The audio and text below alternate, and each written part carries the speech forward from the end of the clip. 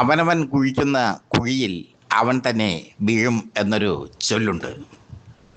ഇപ്പോൾ കെ ഗണേഷ് കുമാർ കുഴിച്ച കുഴിയിൽ UDF വീണിരിക്കുന്നു.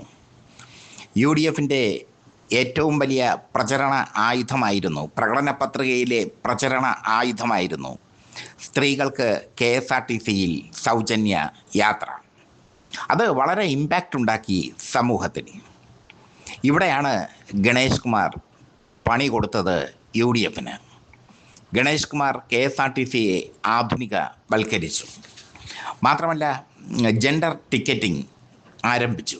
അതായത് എത്ര സ്ത്രീകൾ യാത്ര ചെയ്യുന്നു, എത്ര പുരുഷന്മാർ യാത്ര ചെയ്യുന്നു എന്ന കണക്ക് കൃത്യമായി KSRTCക്ക് ലഭിക്കും.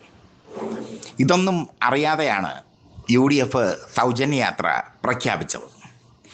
8 കോടിയാണ് പ്രതിദിന വരുമാനം. 8 കോടിയോളം രൂപയാണ് KSRTCയുടെ പ്രതിദിന വരുമാനം.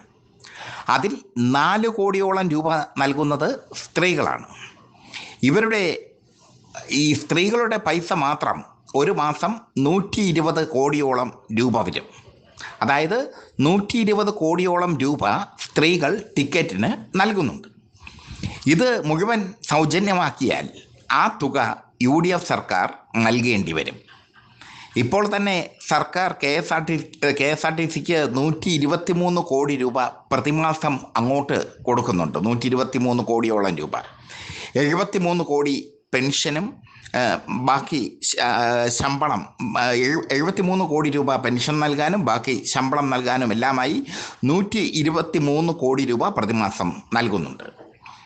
പക്ഷേ ഈ 123 കോടി രൂപയ്ക്ക് പകരം 243 കോടിയോളം രൂപ ഇന്നത്തെ നിലയിൽ UDF സർക്കാർ നൽകേണ്ടി വരും KSRTCക്ക്. അങ്ങനെ നൽകിക്കൊണ്ട് മാത്രമേ സ്ത്രീകൾക്ക് സൗജന്യ യാത്ര അനുവദിക്കാൻ പറ്റൂ.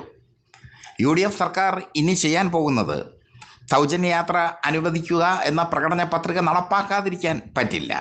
അപ്പോൾ അവർ ഇനി ചെയ്യാൻ പോകുന്നത് 50 കോടിയോളം രൂപ KSRTCക്ക് നൽകിക്കൊണ്ട് ബാക്കി നഷ്ടം KSRTC നികത്തണം എന്ന ഒരു തീരുമാനത്തിൽ എത്തും. ഇപ്പോൾ തന്നെ ഗണേഷ് കുമാർ ഒരുവിധം ഉണർത്തിയെടുത്ത KSRTC നഷ്ടത്തിലായി മാറും. ഇതോടുകൂടി KSRTCയുടെ വരുമാനം നിലയ്ക്കും. KSRTC തകർന്ന് തരിപ്പണമാകും. ഇപ്പോൾ ജെൻഡർ ടിക്കറ്റിംഗ് ഉണ്ട്. എത്ര സ്ത്രീകൾ സൗജന്യമായി യാത്ര ചെയ്യുന്നു, എത്ര രൂപ അതുവഴി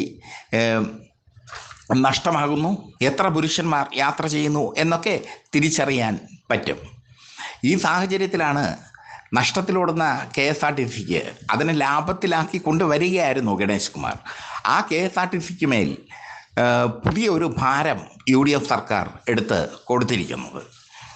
സ്ത്രീകൾക്ക് സൗജന്യ യാത്ര അനുവദിക്കുമ്പോൾ KSRTC പൂട്ടിക്കെട്ടേണ്ടി വരും. അല്ലെങ്കിൽ സർക്കാർ KSRTCക്ക് കഴിഞ്ഞ സർക്കാർ കൊടുത്തതിനേക്കാൾ ഇരട്ടിയോളം രൂപ, ഏകദേശം 243 കോടിയോളം രൂപ കൊടുക്കേണ്ട ഒരവസ്ഥ ഉണ്ടാകും. ആപ്പ് വെച്ചിട്ടാണ് ഗണേഷ് കുമാർ പോയത്. ഗണേഷ് കുമാർ കുഴിച്ച കുഴിയിൽ UDF വീണ് കിടക്കുകയാണ്. സൗജന്യ യാത്ര അനുവദിച്ചില്ലെങ്കിൽ സ്ത്രീകൾ തെരുവിലിറങ്ങും. അത് കേസായി മാറും. അനുവദിച്ചാലോ, അനുവദിക്കുന്ന കാര്യം നീട്ടിക്കൊണ്ടു പോകാനും പറ്റില്ല. നാളെയാകും മറ്റന്നാളാകും എന്ന് പറഞ്ഞ് ഈ സൗജന്യ യാത്രയുടെ കാര്യത്തിൽ നീട്ടിക്കൊണ്ടുപോകാൻ പറ്റില്ല. ക്ഷേമ പെൻഷൻ അല്പം കൂടെ നീട്ടിക്കൊണ്ടുപോകാം. പക്ഷേ സ്ത്രീകൾക്കുള്ള സൗജന്യ യാത്ര നീട്ടിക്കൊണ്ടുപോകാൻ പറ്റില്ല. അവർ തെരുവിലിറങ്ങും.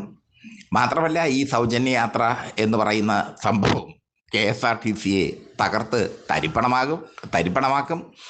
KSRTC പണ്ടത്തെ പോലെ ആനവണ്ടിയായി മാറും. അതിനെ ആധുനികവൽക്കരിച്ച് പുതിയ യുഗത്തോട്, പുതിയ കാലത്തിൻ്റെ വാഹനമാക്കി മാറ്റിയിരുന്നു ഗണേഷ് കുമാർ. ആ ഗണേഷ് കുമാറിനെ പത്തനാപുരത്തെ ജനങ്ങൾ തോൽപ്പിച്ചു. ചരിത്രത്തിൽ ആദ്യമായി അദ്ദേഹം തോൽവി ഏറ്റുവാങ്ങി. പക്ഷേ അദ്ദേഹം ഒരു കുരുക്ക് മുറുക്കിയിട്ടാണ് പോകുന്നത്. ആ കുരുക്കിൽ UDF പെടാപ്പാടുപെടും. പെട്ടെന്നൊന്നും ഊരാൻ പറ്റുന്ന കാര്യമല്ല സ്ത്രീകൾക്കുള്ള സൗജന്യ യാത്ര.